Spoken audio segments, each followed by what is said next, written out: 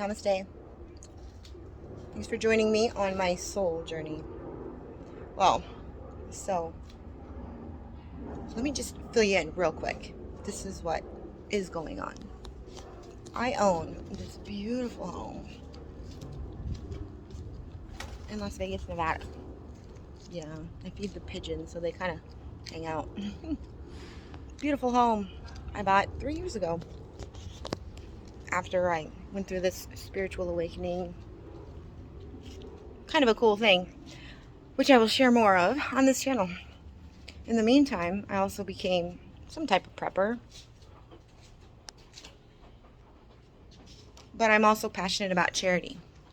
So a lot of these things were to donate because I had a really good job. I had a big corporation, a big casino, a gaming corporation. But I wasn't happy. I was there for about 12 years when I decided to leave and do something more fulfilling. I became a domestic violence crisis advocate. Well, because I was a survivor of domestic violence, which actually initiated my spiritual awakening. So, anyways, I bought my beautiful home before I left my gaming corporation. I was trying to play the game, because my parents came out here and retired. One house for all three of us to be comfortable, secure, live happily ever after. But the pandemic happened not long after I bought my house and left my job. But as a spiritual lady that believes in magic, I knew the universe would guide me or bring me exactly what I needed. And it did. Due to my continuous volunteer work, I worked throughout the entire pandemic. I was recruited to work in a homeless quarantine tent in Las Vegas. Paid really good, but it only lasted a few months. It was just a small project. But in the meantime, I was volunteering with domestic violence, and that's how I got offered that position. So by doing service to others, providing service, the jobs came to me. It was magical. But I was also putting myself at risk and my family, my elderly parents, because I was going into random houses every night, responding to domestic violence calls with the police. I was very careful. I was even proactive with my company, asking if I could just dispatch from home. Because why do I need to go into an office that's really small with 10 people? Anyways, we were very careful. When you're in the know, you kind of know things before they happen. Like the pandemic. I remember seeing it happen in China in that December 2019. I stocked up. Well, I was already stocking up. Maybe I was still in survival mode from my domestic violence, but anyways, I remember my dad saying, "That's too much. It's not going to come here." It's kind of like cancer or a bad car accident. We just never think those things are going to happen to us. But I don't live in fear. I just try to be prepared. So I did. We survived over a year of the pandemic until the vaccines rolled out. I chose not to take one. My father was offered one right away since I work with the public. He had his first vaccine so he could go do his service, training collegiate athletes, fast pitch softball players, training and helping them get scholarships to college. I guess I come from a family of service. So he went back to the Midwest, where we're from, gave a clinic, but he came home very sick. He ended up passing away, and I contracted COVID from him. But I don't remember much of my initial infection.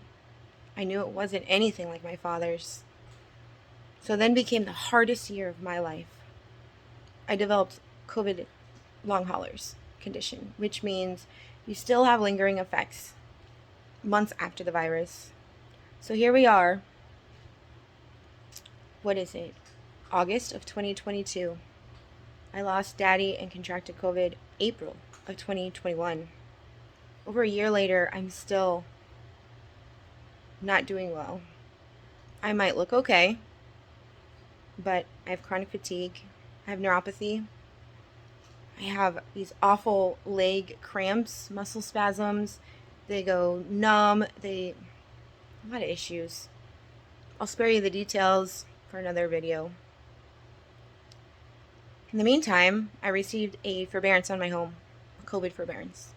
It got me through, but I was under the impression that it was going to go to the end of my loan. I don't know what happened. So when I called to make a few payments, they told me I was being foreclosed upon. There's a few more details in between. I spent that whole year trying to grieve, but trying to hustle. I got fired from my job when I got COVID. I filed for unemployment, but I didn't get it. I was too sick and too tired to even try to fight it. The lawyers wouldn't help me because they were busy with the rent moratoriums and all that. So I was not first on the list. I let a lot go, a lot slide, because I didn't really think I would be sick this long. I don't really want their help. But again, I was angry. I've paid into that all my life. I've worked very hard. And I can't take an unemployment. I worked through the entire pandemic. I was greatly affected. I lost my father, who helped me pay for my house. Renting. I serviced our community, but I couldn't get help. But I was thankful for the forbearance.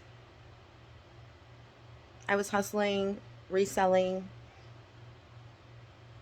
thinking I was going to get better, seeing many doctors and specialists. Nobody knows what's going on. I think they do. They just don't want to help us. I might be what you call a conspiracy realist. I don't know. That's what I call it. But I don't care. Because maybe I manifested this.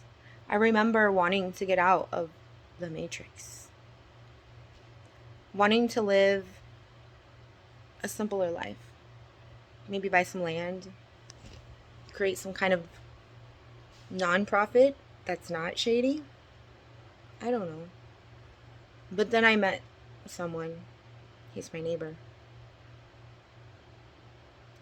It made me want to stay a little bit. Maybe a little bit longer. But maybe I waited too long, because now I have about 30 days to either come up with $25,000 to save my home from going into foreclosure, or just sell it and move on. The market's not like it was when I first wanted to sell. Either way, I still don't have much money, but I don't want for anything. I have everything a girl could want. They already took the most important thing in my life, my father. So when you do that, when you mess with a girl that doesn't have anything to lose, she's willing to risk it all, try it all. It broke my heart. I said, how can I raise this money? How can I get this money? I gotta save my house. But then my spiritual side took over. I always tell everyone to trust the universe. Take a path of least resistance. That doesn't mean it's an easy path. It means the one that's not giving you such a hard time to maintain, to hold on to. This is my home, my safe place. I don't feel good. I don't feel like moving around or hustling, or I don't think I've rested a day since I came home from my father's funeral. I don't think I gave myself a chance to heal. But I know better. If you don't Listen to the universe. Follow the signs. Follow your heart. I knew. I talked to the realtor 3 times and backed out every time. I couldn't pull the trigger. But now, I don't really have a choice unless I can raise some money. I don't know. But what's the purpose of this channel? I'm inviting you to follow my journey. Healing, seeking, being, doing, letting go. There's a lot more to it. I'll be sure to share. I am selling a lot of things. I thought I could create my own website, and I will. But if you're a COVID long hauler, you know it's hard to focus. I didn't read the fine print on my forbearance. I knew better, but I didn't do better. So, I'll put a link to a couple of my stores. They're not my own yet. They will be. I'll create my own soon.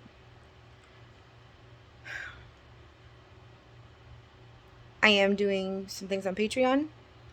I don't know much about social media. So bear with me. Join with me. Heal with me. Seek the truth with me. I know a lot. I've learned a lot. I guess I still don't really know. When you become awakened, you'll kind of know that you don't really know. What's truth? What's reality? I think it's all a matter of perception. So, let's see what else we can find. Thank you for joining me. Namaste.